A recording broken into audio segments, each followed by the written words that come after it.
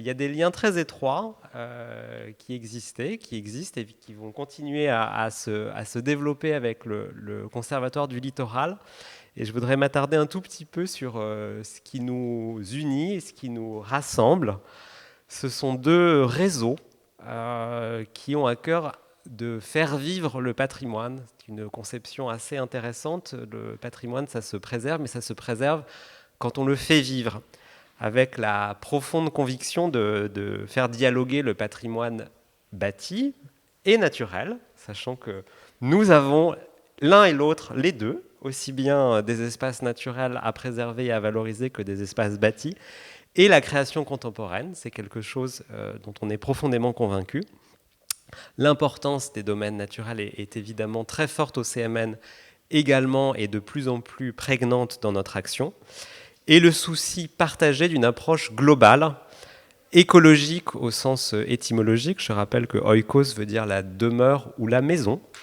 Et donc c'est bien dans ce sens-là qu'on conçoit la préservation et l'action sur nos domaines, proprement environnementales du patrimoine naturel et monumental.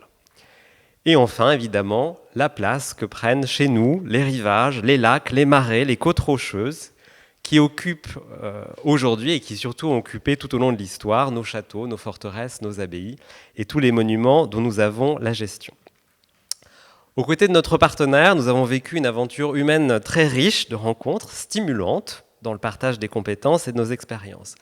C'est l'intelligence des lieux que nos agents, nos visiteurs, vous tous, vivez chaque jour et que toutes ces réalisations artistiques nouvelles et singulières ont rallumé d'une flamme nouvelle.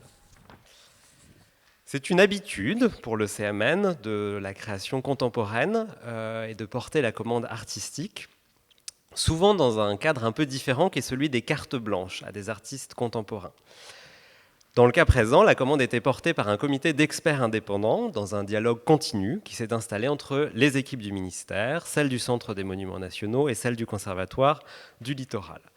C'est pour nous la marque de l'inventivité de notre établissement à laquelle nous sommes très attachés. Et vous le savez peut-être, il y a une réflexion qui a été initiée par notre présidente, qui s'appelle CMN 2030 et qui vise à mieux nous aider à nous identifier nous-mêmes et vis-à-vis des autres. Et des premiers résultats, l'inventivité et la capacité à se renouveler tout le temps est un point qui est très saillant. Donc je me réjouis que Monde Nouveau se soit inscrit dans cette dynamique générale.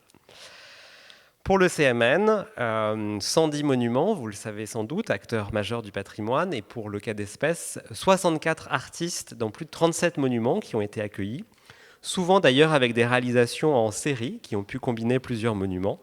Et donc pour le CMN, la supervision de toutes les étapes de production des œuvres, en travaillant au dynamisme économique des territoires, mobilisant les ressources humaines et matérielles en local, avec toujours une dynamique très intéressante à tisser avec l'endroit dans lequel on s'inscrit à chaque étape du travail. J'en arrive à un point un peu difficile de mon discours, parce que j'ai évidemment envie de citer plein de réalisations, mais sans devoir en exclure aucune. Et donc, j'ai fait un choix, plutôt que de vous éviter, pour vous éviter une très fastidieuse énumération, je n'en citerai que 2. Comme vous le savez, les œuvres propriétés des artistes sont revenues après un temps de présentation au public dans les monuments, dans les studios, les ateliers ou les agences avant de connaître de nouvelles vies futures et qu'on leur souhaite fructueuses. Il y en a 2, et donc c'est les 2 que je citerai, que vous pouvez encore voir dans les monuments. C'est l'installation de Laurent Pernaut sur les sites de Glanum et de Saint-Cloud, qui est prolongée jusqu'en 2025, et celle de Joël Andriano Merissoa sur le site de la Cité internationale de la langue française, également jusqu'en 2025. Pour autant, je n'oublie pas toutes les autres, et donc au-delà de ces 2 sculptures monumentales, c'est bien sûr une aventure inédite qui nous a permis d'accueillir une grande diversité de formats, c'était un point essentiel, des résidences d'écriture, des spectacles théâtraux ou chorégraphiques, souvent là encore en association très fine avec le lieu dans lequel ils s'inscrivaient et les habitants, les visiteurs, des innovations en design d'objets, travaux documentaires, de nature photographique, des films, et des formes encore plus inédites, des installations et même un opéra vidéo. J'en reviens donc au Conservatoire du Littoral, notre précieux partenaire que nous sommes très heureux d'accueillir aujourd'hui pour ce temps d'échange et de bilan, au-delà de tout ce qui nous lie déjà et doit continuer à nous nourrir de façon féconde. C'est donc avec beaucoup de plaisir, Madame la directrice, chère Agnès, que je vous passe la parole.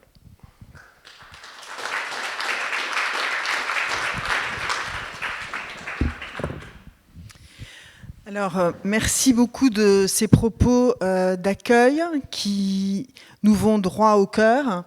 Je voudrais tout d'abord remercier les artistes qui sont là, puisque l'initiative Monde Nouveau est une initiative qui était directement tournée vers les artistes et leur création. Et donc, très très heureuse de pouvoir accueillir ce moment qui sera peut-être le premier moment pour le Conservatoire du Littoral de capitalisation, de recul, à travers l'intervention d'un homme de l'art, Paul Ardenne, pour nous permettre précisément, avec sa légitimité, sa compétence, de pouvoir commencer à mettre des mots sur un certain nombre de choses. Puisque l'aventure de Monde Nouveau était une aventure crue, au sens...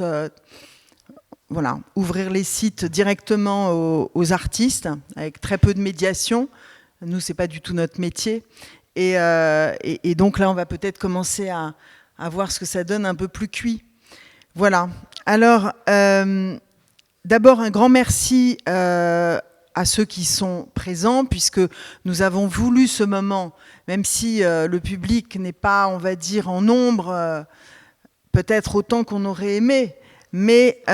oui, mais je le dis aussi crûment, c'est que l'important pour nous, c'est de l'avoir fait. Et donc, de vous y avoir invité, d'y avoir cru, de le faire, et d'espérer que ça puisse faire germer de nouvelles initiatives et de dire tout le plaisir que ça a été pour nous. D'abord, grand merci au CMN de nous accueillir dans cette fameuse salle qui a fait couler beaucoup d'encre. Et qui nous accueille aujourd'hui. Et puis, un grand merci, bien sûr, à toute l'équipe du CMN. Donc, je ne citerai peut-être pas l'ensemble des noms, puisque vous êtes tous là. Et puis, ceux qui ne sont pas là ont déjà été remerciés. Donc, je ne le referai pas. Pour ce qui concerne le comité artistique, je voudrais bien sûr remercier la présence de Maude de Seigne, qui a animé auprès de Bernard le projet, le comité, la réalisation et l'ensemble de ce programme, et dire combien on en est reconnaissant. Remercier bien sûr le comité artistique pour ceux qui sont présents, et maintenant c'est le moment, je vais dire, de remercier aussi l'équipe du Conservatoire du Littoral dans son entier, qui a été très très... heureux, enfin tous les membres du Conservatoire du Littoral ont entendu parler à un moment donné de Monde Nouveau. Certains ont été beaucoup plus impliqués que d'autres. Alors auprès de moi, c'est Guillemette Roland qui était totalement à la manœuvre, si je puis dire, mais également d'autres qui ne sont plus là. Marine Musson, qui est maintenant... en retraite, comme on dit, Caroline Carveni, qui est très présente aussi, et puis côté délégation communication, que je remercierai dans un premier temps Anne Konitz, qui est maintenant elle aussi en retraite, et sa successeur Anna Teodorescu, qui est là aujourd'hui, pour justement voir comment poursuivre les liens qui sont les nôtres et qui ont été tissés. Et puis l'ensemble de l'équipe de la délégation communication. Alors, ces rencontres, en effet, je ne vais pas répéter ce qui a déjà été très bien dit par mon collègue du CMN et simplement me tourner vers quelques points que je voudrais souligner qui ont justifié, entre guillemets, ou qui ont motivé notre mobilisation pour ce programme. La première chose, c'est que au moment où le programme a été lancé, c'est-à-dire au moment de la crise sanitaire, c'était d'abord une question de solidarité avec le ministère de la Culture, qui fait partie de notre conseil d'administration, qui fait partie de, voilà, des ministères avec lesquels on travaille, et une solidarité vers les artistes. Cette main tendue à travers le programme France Relance, on a pensé utile de déployer cette main, sachant que nous disposions également d'un autre financement France Relance au titre du ministère de l'écologie et qui nous a permis de réaliser plus de 70 projets au titre de nos missions classiques, j'ai envie de dire. Donc ça a été un complément avec une action qui nous semblait fondamentale.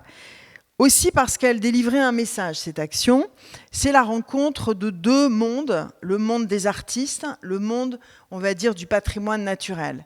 Deux mondes, à la fois, j'ai l'occasion de le dire, je m'excuse de cette répétition pour ceux qui l'ont déjà entendu, deux mondes à la fois très fragiles, monde des artistes fragilisés sur le plan potentiellement des parcours, on va dire, professionnels qui n'ont rien de simple, fragilisés potentiellement par la crise sanitaire, et puis le monde du patrimoine naturel et de la protection de l'environnement, de l'écologie, qui est un monde fragilisé, vous le voyez bien, on n'est pas à la tête de tous les arbitrages positifs aujourd'hui, ni hier d'ailleurs.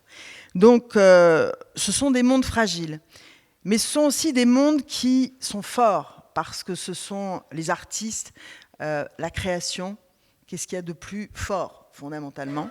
Et de ce point de vue, la nature a aussi parfois ses revanches. Et donc la nature peut parfois pousser un sacré coup de gueulante, comme on dit, et effrayer un peu les humains. Et si on n'y prête pas attention, voilà, il faut faire attention quand même. Donc, ces capacités de résistance, d'une certaine manière, à la médiocrité parfois, ou à l'inaction, sont quand même, à la fois chez les artistes et dans la nature, deux points communs qui me semblaient justifier notre motivation à pouvoir répondre à la chose. Un deuxième point était de pouvoir travailler avec un comité artistique présidé par Bernard Blisten, une figure, on va dire, nationale, internationale, du monde artistique contemporain, et de permettre au Conservatoire du Littoral d'être en capacité de rencontrer des personnalités dans le comité artistique qui sont des personnalités qui œuvrent pour le monde contemporain. Et parfois, le Conservatoire du Littoral est perçu comme un conservateur. Or, conservatoire ne veut pas dire conservateur. Conservatoire veut dire protéger, mais protéger, c'est parfois aussi ouvrir au public. Et comme c'est notre mission aussi d'ouvrir au public la contemporanéité, on va dire, du regard de chacun est aussi important. Enfin, un troisième élément est que se tourner directement vers les artistes permettait de mettre l'institution du Conservatoire du Littoral en situation d'inviter a priori les artistes sans avoir véritablement choisi, j'ai envie de dire, ni les œuvres ni les artistes. Et même si les gestionnaires ont été impliqués dans, on va dire, l'appropriation future de la réalisation des projets, à travers aussi l'action avec le CMN, bon, malgré tout, il faut dire ce qui est, on n'a pas non plus fait un référendum à chaque fois pour se demander si ça allait plaire à celui qui allait recevoir ou pouvoir inspirer une œuvre. Et donc, ce lieu qu'est le Rivage, qui a été parfois l'œuvre in situ, il y a eu des œuvres in situ, il y a eu des œuvres avec plusieurs sites, et puis il y a des œuvres qui n'avaient pas de site direct d'installation, mais des sites d'inspiration. Et donc, ces trois manières de voir le Rivage ont été pour nous très féconds. Peut-être un dernier point que je voudrais souligner avant de donner la parole à ceux qui vont la prendre après, c'est l'outre-mer. Donc sur l'outre-mer, on a fait un tabac, si je peux le dire, c'est un peu bête comme expression, mais il y a eu énormément de projets et il était pour nous tout à fait fondamental de pouvoir creuser et permettre de creuser les problématiques de création culturelle dans les sites ultramarins qui ont évidemment chacun des capacités d'inspiration très spécifiques et qui ont ouvert vraiment à des œuvres particulières et magnifiques avec beaucoup de, on va dire, un retour de nos délégations très très positives. Donc, en bref, ce format a été très favorable aux expérimentations. Je ne sais pas si ce sont des expérimentations ou si ce n'est pas tout simplement la création. Donc là, je laisserai Paul Ardenne si c'est une expérimentation. Une création est toujours une expérience. Donc je ne sais pas si c'est spécifique dans cette opération. Et peut-être pour terminer, vous dire que nous réaliserons un recueil, j'y tiens beaucoup, un recueil exhaustif de l'ensemble des projets artistiques qui se sont inspirés de nos sites. Et aujourd'hui, le choix qui a été fait était orienté sur la cohérence, on va dire, des tables rondes et des thématiques que nous avons choisies, mais on a vraiment à cœur de pouvoir restituer le corpus complet, parce que nous ne sommes pas autorisés à sélectionner. au Conservatoire du Littoral. Donc c'est une œuvre complète, toutes les œuvres artistiques qui ont été faites, et après il appartiendra, on va dire, et au public, aux artistes, aux scientifiques, de se doter de temps pour travailler sur ce corpus et d'en sortir potentiellement des caractérisations, des choses comme ça. Mais en tout cas, pour nous, toutes ces œuvres sont des créations, et un grand merci.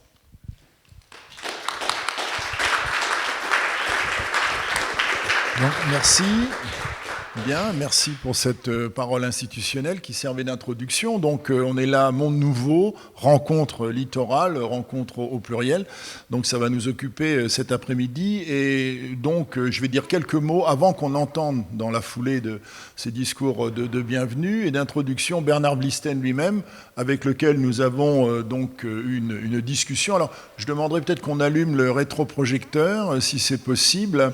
Je vais donc dire quelques mots avant qu'on entende Bernard Blisten, donc, qui est le responsable, comme vous savez, de Monde Nouveau. Il a été nommé en 2020, après la crise du Covid, donc sur la demande du président de la République, M. Macron, donc justement pour réfléchir à un programme qui permettait aux artistes de sortir de cet isolement qu'ils avaient connu évidemment durant la période pandémique. Donc le programme Monde Nouveau a été donc lancé avec un budget spécifique, donc piloté par le gouvernement, puis donc dans cet esprit de soutien, une sélection a été faite à partir d'un appel d'offres qui a retenu un très grand nombre de dossiers, plusieurs milliers, et finalement quelques centaines d'artistes ont été retenus, et 73 artistes ont été retenus dans le cadre du Conservatoire du Littoral. Alors pendant que je présente, je voudrais juste dire quelques mots avant qu'on entende Bernard Blisten, et je vais vous montrer en boucle un film qui va passer, qui donne une idée un petit peu. On va enlever le son, même si c'est très très agréable, sûrement plus agréable que m'entendre peut-être, mais voilà, ça va vous permettre d'avoir au moins une petite idée sur les réalisations qui sont celles des artistes qui ont travaillé dans le cadre du littoral, donc avec le Conservatoire du Littoral.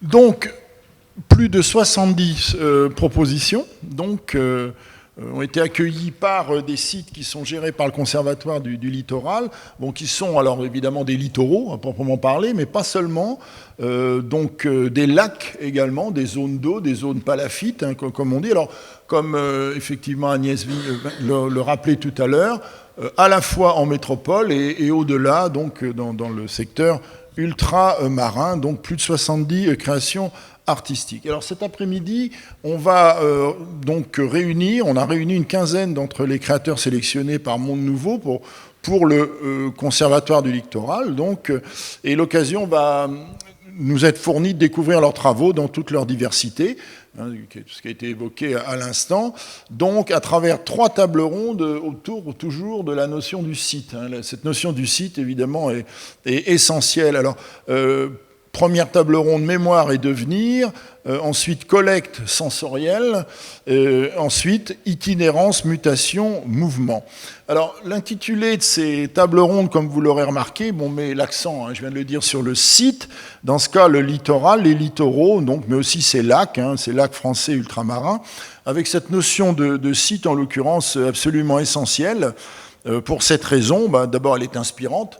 On a affaire à des sites, vous le verrez, extrêmement nourriciers ici, qui nous renvoient à ce qu'on peut appeler traditionnellement le vieux génie du lieu, le fameux genius loci des anciens, des latins, qui détermine la forme de l'art qui est créé à son contact.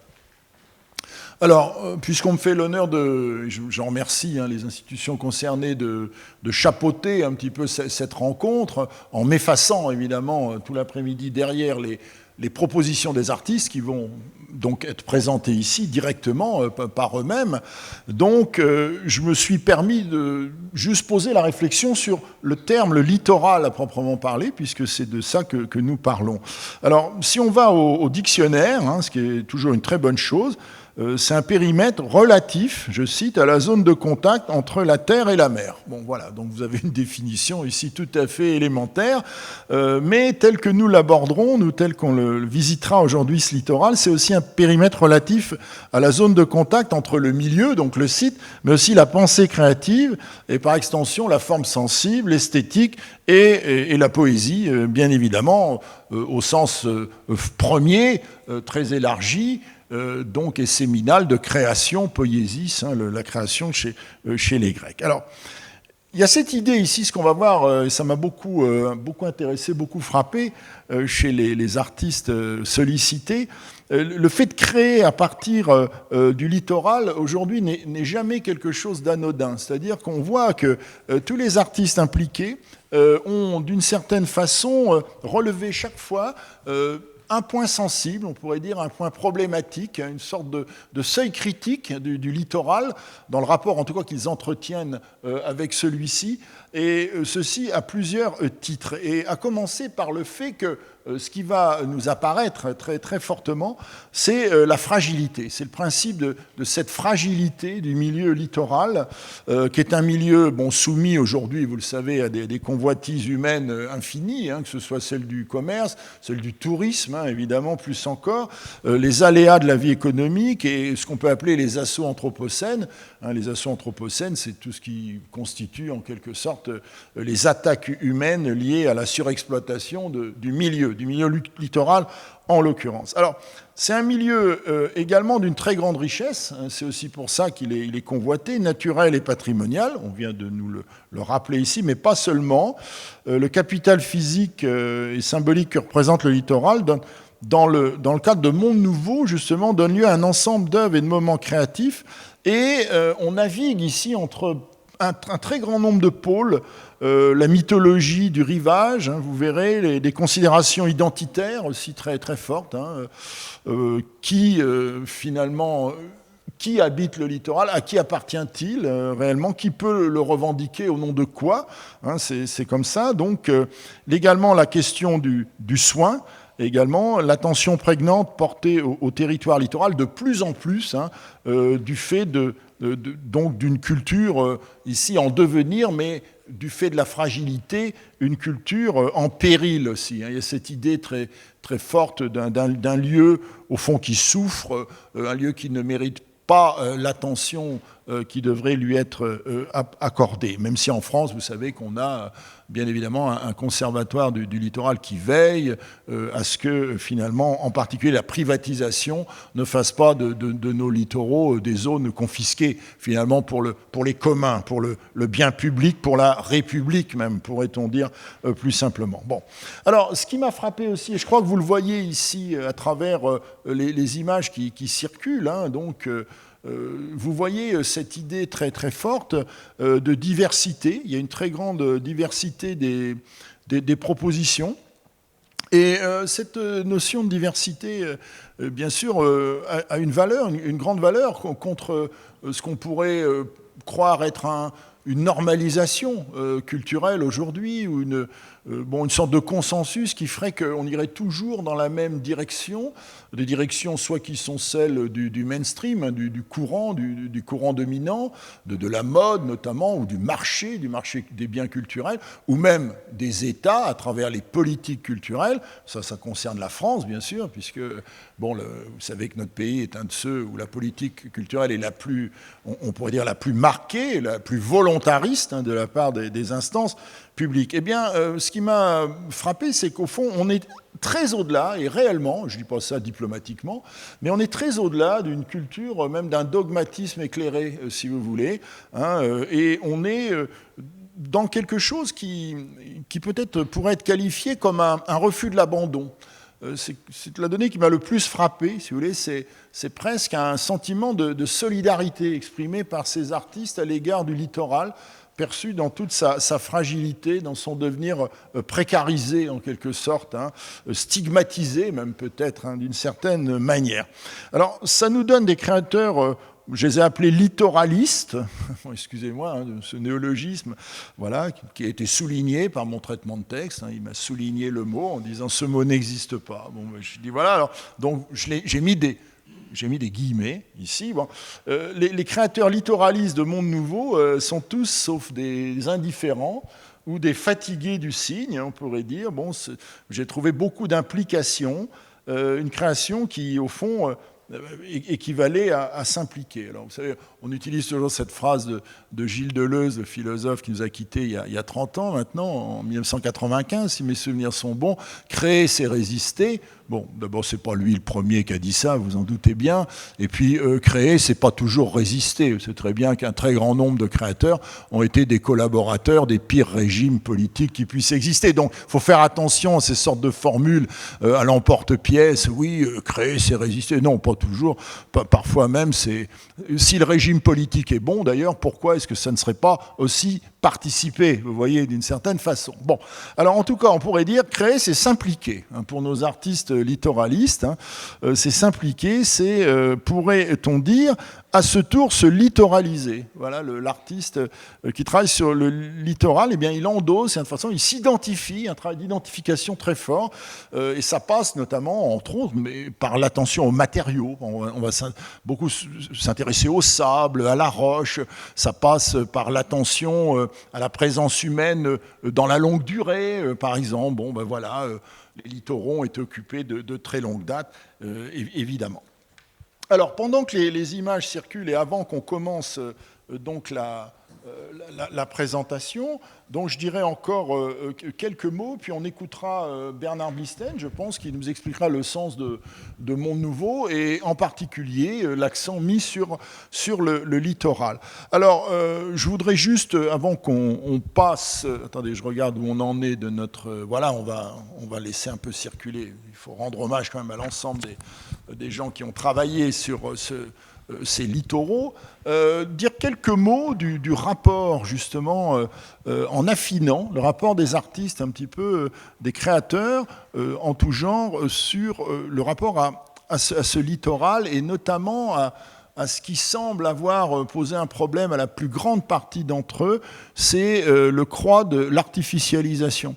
Le fait que les littoraux, quoique protégés dans notre pays, sont des lieux de plus en plus encombrés, de plus en plus menacés par une sorte, on pourrait dire, d'étouffoir de la présence humaine sous toutes les formes, y compris d'ailleurs, et ça c'est un message pour le ministère de la Culture, sous les formes de l'aménagement culturel. Vous voyez, l'aménagement culturel lui-même devient parfois une forme de pollution des espaces littoraux.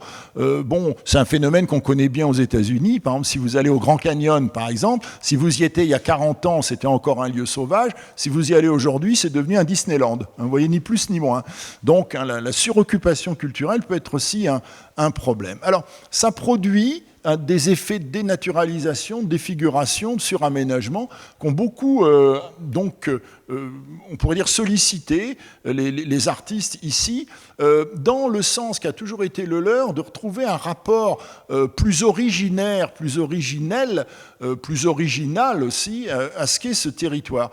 Et ceci en se positionnant dans ce qu'on pourrait appeler une sorte de psychogéographie de ce rapport au territoire, et en employant ce terme de psychogéographie, évidemment, je pense aux situationnistes qui avaient créé ce terme, c'est-à-dire la relation psychologique qu'on entretient à un territoire. Bon, dans un territoire donné, dans tel contexte donné, on produit toujours un certain affect, une certaine sensibilité psychologique, bien évidemment. Alors, tout ça passe par un mécanisme très, très fort, qui est celui de l'attraction. On voit que ce milieu littoral sollicite très fortement les créateurs, quels qu'ils soient, parce que pas seulement en art visuel, on a des plasticiens, on a des écrivains, même des géographes qui ont été sollicités dans le cadre de publications de livres, des musiciens, des gens du cinéma, de la mise en scène, même non loin du théâtre, par exemple. Donc, on voit que finalement, c'est cette question de l'attraction, en quelque sorte, qui va mobiliser ces artistes à plusieurs titres. Le littoral, c'est un milieu attractif. Il est réputé pour ça. Il est attractif pour l'œil, évidemment, hein, notamment quand vous venez de la terre et que vous touchez le monde de l'eau, évidemment, c'est la limite entre la terre ferme et le monde liquide. Mais le littoral, ceux qui naviguent le savent, est aussi attractif quand on le voit depuis l'autre côté, c'est-à-dire depuis la mer, hein, donc depuis l'univers liquide. Hein, c'est le point de contact, c'est la frange, hein, qui délimite un changement radical d'univers, du sol mouvant de l'étendue liquide au sol solide de la terre ferme. Et enfin, le littoral, et ça on le voit à travers certains travaux sur la cartographie, hein, qui va intéresser pas mal de créateurs, hein, de Monde Nouveau attachés donc à œuvrer sur la question littorale, eh bien, le vol d'oiseau, la vue à vol d'oiseau, la vue cartographique, la vue de l'espace, si vous voulez, hein, le littoral tel qu'on peut l'observer depuis le hublot d'un avion ou au moyen de vue réalisé depuis l'univers cosmique, hein, ça devient une sorte de ligne que suit le regard et qui dessine la forme du monde émergé, qui est en général celui des multitudes, hein, et de la vie surorganisée d'un côté, et puis le monde plein de vide, hein, si on peut dire, qui est la surface de l'océan. Alors, cette attraction pour le littoral, eh bien, c'est de ça dont on va parler aujourd'hui, sous de multiples formes, bien évidemment, avec, on pourrait dire, des positions, j'insistais sur la diversité, hein, qui sont de l'ordre de la mixité des points de vue, donc le sentiment d'une beauté particulière, hein, toujours, d'une économie particulière, aussi d'une métaphysique particulière, hein, étant entendu que les littoraux sont pas d'abord peut-être des milieux physiques, mais peut-être plus des milieux à la fois physiques et métaphysiques, hein, dans le même mouvement mental d'appropriation.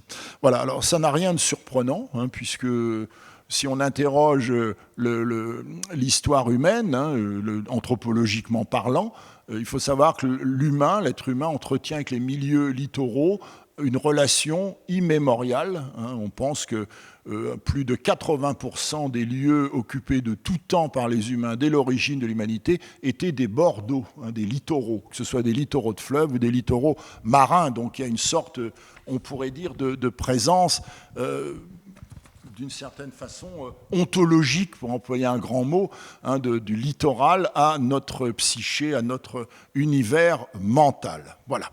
Alors, je pense qu'on a fini avec cette présentation rapide, hein. Ça vous a donné une idée déjà de l'ensemble des propositions. Et on va écouter à présent Bernard Blisten, donc avec qui je me suis entretenu il y a une quinzaine de jours pour préparer cette rencontre. Bon, il n'était pas présent, justement. Il était mobilisé, d'ailleurs, par le programme donc de Monde Nouveau. Et je lui ai posé quelques questions sur la manière dont, justement, il avait appréhendé cette mission qui lui avait été donnée au plus haut niveau républicain.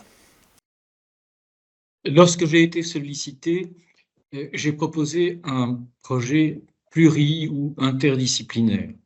J'ai réuni une équipe de 8 experts et nous avons reçu 3400 dossiers. L'idée était évidemment de réagir dans une période épouvantable, dans un moment d'ailleurs où on ne savait pas encore où l'on allait. Et l'idée était de venir aider des artistes qui tous avaient le désir de faire quelque chose. Et la question simple, qui d'une certaine façon d'ailleurs renvoyait à une autre question que j'avais vue à un autre moment, était « À quoi pensez-vous, que désirez-vous » en cet instant. Et donc nous avons reçu les propositions les plus variées qui soient. Nous leur avons dit que nous pouvions bien évidemment les accompagner dans la production, ce qui était extrêmement important pour de jeunes artistes, entre autres, qui ne savaient absolument pas comment monter un projet. Nous leur avons dit également que nous pouvions bénéficier des merveilleux espaces du Conservatoire du Littoral, ce qui pour moi d'ailleurs était une expérience nouvelle, et également du Centre des Monuments Nationaux. Certains nous ont dit qu'ils ne souhaitaient ni l'un ni l'autre, puisque nous avons aussi, comme vous le savez, réalisé des projets qui avaient une toute autre destination. Mais nous avions quand même ce désir, à un moment donné, de créer cette symbiose entre un lieu et une œuvre. Nous étions loin du principe de la commande publique, puisque en même temps, la commande publique, c'est une mise en concurrence, alors que là, il n'y avait pas de mise en concurrence. Et nous étions loin, si vous voulez, des nouveaux commanditaires qui répondaient là aussi à une autre démarche. Et je crois que l'intérêt de Monde Nouveau, et c'est pour ça que j'espère qu'une nouvelle édition pourra voir le jour, était véritablement de travailler en direct avec les artistes, en direct avec les créateurs, et de mesurer à la fois quels étaient leurs désirs et comment on pouvait y répondre. Alors, immédiatement, l'ouverture culturelle est implicite, elle est flagrante, puisque vous faites le choix de demander à des créateurs, on pourrait dire de toutes obédiences. On pourrait penser art plastique, installation, le rapport de l'œuvre d'art plasticienne, visuelle dans un lieu, mais ça va être aussi le design, la littérature, même le théâtre. Donc, bon, pourquoi cette volonté finalement d'ouvrir complètement ici, d'entrée de jeu? Parce que la création le demande. Ça n'est pas à vous, je vais dire, que la création aujourd'hui est multiple et que souvent même un artiste plasticien veut aller voir vers d'autres territoires. Je crois, pour ma part, en cette heuristique de l'art et je crois que c'est ce qui, à un moment donné, peut donner des perspectives nouvelles. Au demeurant, il est intéressant de voir qu'au fil du travail avec certains artistes, les projets, de l'intention initiale à la réalisation finale, ont considérablement bougé. Et ça, c'était le fruit aussi d'un dialogue continu. Ça n'était pas une subvention en laissant les gens libres d'aller où ils voulaient. C'était aussi un dialogue avec les gens du Conservatoire du Littoral, avec les gens du Centre des Monuments Nationaux, avec les équipes. Et j'avais fait en sorte que les 8 experts qui étaient réunis, qui d'ailleurs ont beaucoup appris les uns des autres, puisque c'était des gens qui ne se connaissaient pas et qui d'autre part étaient spécialistes de leur propre discipline, suivent, accompagnent les projets de bout en bout. Alors, la question importante est ici celle du site. Vous dites dans certains cas, certains artistes finalement n'ont pas souhaité s'installer dans un site, mais pour l'essentiel, la plupart l'ont souhaité. Alors, est-ce que c'est lié à une familiarité, au désir d'appuyer sur la caractéristique d'un lieu, pas forcément assez connu, d'en révéler peut-être les secrets? Comment finalement avez-vous réagi devant toute cette offre d'artistes finalement qui chaque fois, j'imagine, en même temps qu'il y avait des milliers de propositions, il y avait des milliers de lieux qui étaient d'une certaine manière proposés à création? Alors, l'offre évidemment était extrêmement ouverte et nombre d'artistes avaient parfois la connaissance d'un lieu et d'un site, et donc on s'est enquis savoir si la chose pouvait être réalisable sur ce site. Parfois pour des raisons purement techniques, elle ne l'était pas. Je me souviens d'une artiste dont nous aimions beaucoup le projet, qui voulait le faire sur une plage, et nous l'avons engagé à le faire ailleurs. Le projet a été réalisé dans un espace clos, in fine. Je me souviens d'autres artistes qui, alors, au contraire, avaient besoin d'un cadre spécifique pour faire leurs recherches. On pourrait donner 1000 exemples comme cela.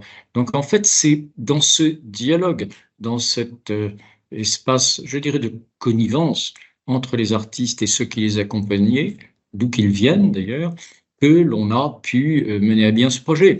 Imaginez un musicien voulant capter les sons de la nature, une autre voulant capter les bruits de l'océan et aller jusqu'à acquérir une dune qu'ensuite elle a offerte d'ailleurs au Conservatoire du Littoral. Imaginez une autre dans les sous-bois à proximité de Carnac, voulant enregistrer là aussi des sons et réaliser un projet où ses propres objets viendraient comme en écho ou en dialogue avec les menhirs qu'on y trouve, etc. Donc tout cela a aussi, je crois, favorisé des rencontres entre des lieux et des artistes que beaucoup d'entre eux connaissaient, mais que la plupart, je crois, ne soupçonnaient même pas. Alors, Conservatoire du littoral, ici, nous faisons un after, d'une certaine façon, nous présentons un grand nombre de projets, pas tous bien sûr, puisqu'il y avait un grand nombre, sur 264 projets, un tiers se sont dirigés vers les littoraux, alors français de la métropole, mais aussi les littoraux ultramarins. Est-ce qu'il y a une spécificité, on pourrait dire, de la création artistique en milieu littoral? Est-ce que quelque chose de cet ordre-là vous est apparu ou pas? Ce qui m'est apparu, et vous le savez comme moi, c'est que parmi les préoccupations des artistes d'aujourd'hui, les questions liées à la nature ou à l'écologie sont évidemment des questions absolument centrales. Lorsqu'un artiste s'intéresse à l'état des eaux de la Seine pour essayer justement de sonder ce qu'il en est aujourd'hui, on voit bien que son sujet, c'est évidemment le devenir même de la nature. Le littoral, oui, beaucoup de projets se sont tournés vers des sites qui, pour beaucoup d'entre eux, d'ailleurs, sont des sites absolument intacts. Et ce qui m'a fasciné, et je dirais peut-être c'est un des aspects les plus importants de ce que j'ai pu découvrir au fil de ces 3 années, c'est combien le littoral, à la fois le nôtre en France, était dans un état absolument extraordinaire et combien il offrait de possibilités. C'est parfois, si vous qui vivez en Normandie, vous le savez, c'est parfois un littoral intact, c'est parfois un littoral qui porte encore les stigmates de l'histoire de la guerre. Nous avons eu plusieurs projets qui s'intéressaient bien évidemment à l'architecture des bunkers.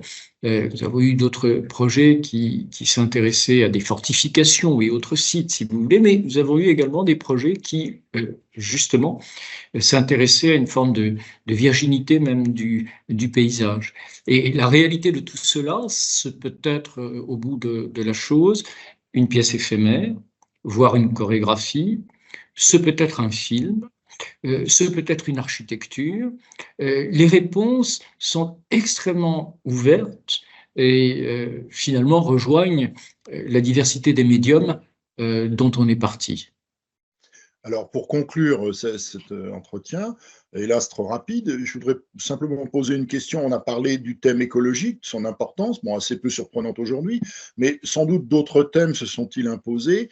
Et avez-vous ressenti un effet de réelle diversité ou de consensus, par exemple, une sorte d'esprit du temps qui ferait que tout le monde parle un peu de la même chose? C'est-à-dire, au fond, est-ce que Monde Nouveau ouvre des mondes nouveaux ou ne fait que réitérer les mondes, finalement, dans lesquels nous vivons au quotidien?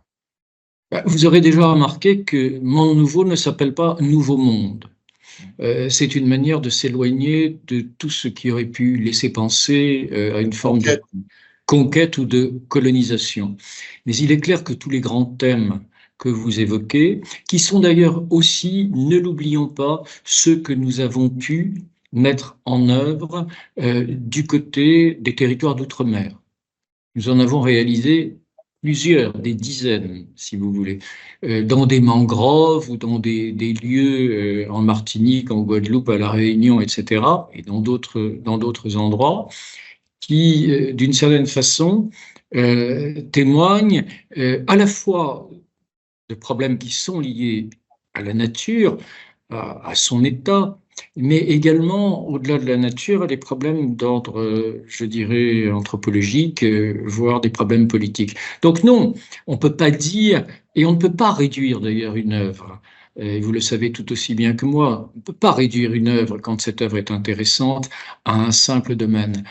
Ce serait clivant. Elle couvre, cette œuvre, une infinité de champs, mais il est clair que la question du devenir à la fois écologique, que la question, bien évidemment, des sociétés dans un monde post-colonial, si tant est qu'il le soit d'ailleurs véritablement, que la question de l'individu lui-même dans une société où, on le sait, l'être humain, la manière de se définir, la manière d'être au monde, comme on dit, est si problématique, sont des questions centrales de ce projet. Bien, merci Bernard Blickstein, en espérant que Monde Nouveau connaîtra une seconde édition, ce qui sera peut-être annoncé sous peu. Voilà, merci beaucoup. Et Merci Paul. voilà, merci. Nous reprenons maintenant notre rencontre, nous la commençons maintenant. À bientôt. Au revoir. À bientôt.